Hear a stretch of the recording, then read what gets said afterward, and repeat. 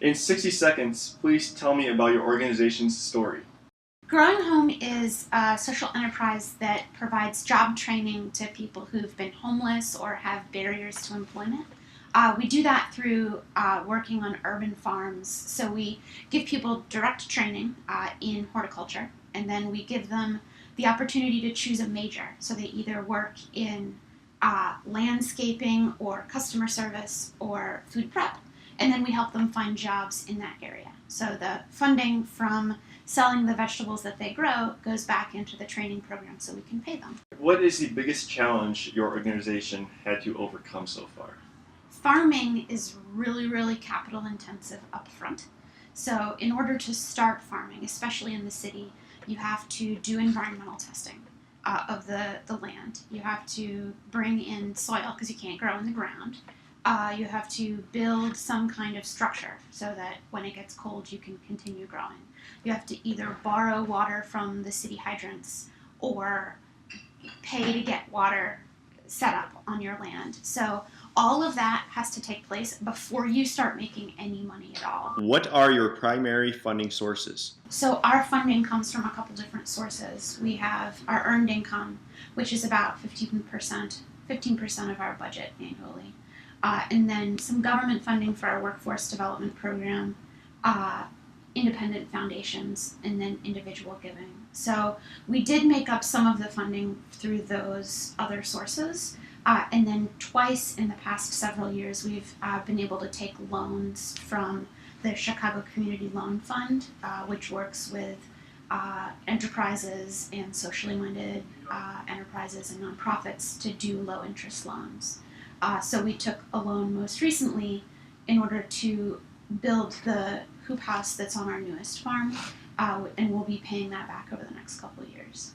How does your business create revenue and social impact?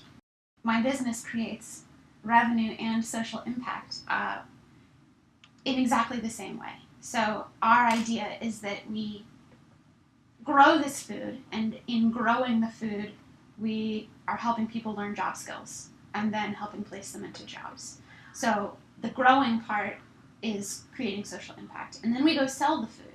And selling the food, especially food that's grown locally, that's certified organic, that's very healthy, that creates social impact as well, because that's about bringing people together around food, learning about eating healthy, learning why maybe organic food is better. What methods does your business use to retain relationships with others? If we were just a business, we would give people business and buy from them, and then they would buy from us, and we would send them our mailers, and they would come shop with us or whatever. As a nonprofit, we do exactly the same thing, except we don't just work with businesses. We thank people a lot. Thank you for volunteering with us. Thank you for giving us money. Thank you for buying at our store. Did you write a formal business plan? We have had 3 business plans over the past 10 years, because your business plan runs out after a couple years. Right now we are sans business plan, although we're working with, like I said, a consultant who's going to be doing financial modeling for us, and so we'll have hopefully a really good business plan, which will look at scaling our business. How can we create greater inclusive capitalism in Chicago? So the explosion and interest of social enterprise, it has been pushed by people, but it's happening naturally. People are swinging the pendulum towards wanting to care about their communities, right? So, I could say, let's have a chamber of commerce for social enterprises, or let's have a social enterprise club, but frankly, people need to just do it, and there's not always a good way to force people into things.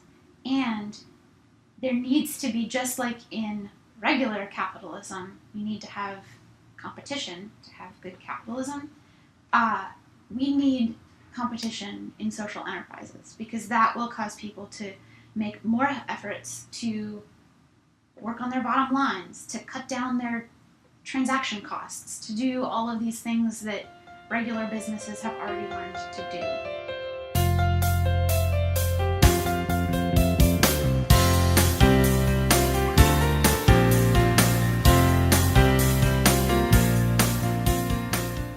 Everyone believes that organic agriculture is the perfect vehicle for changing lives and communities in Chicago.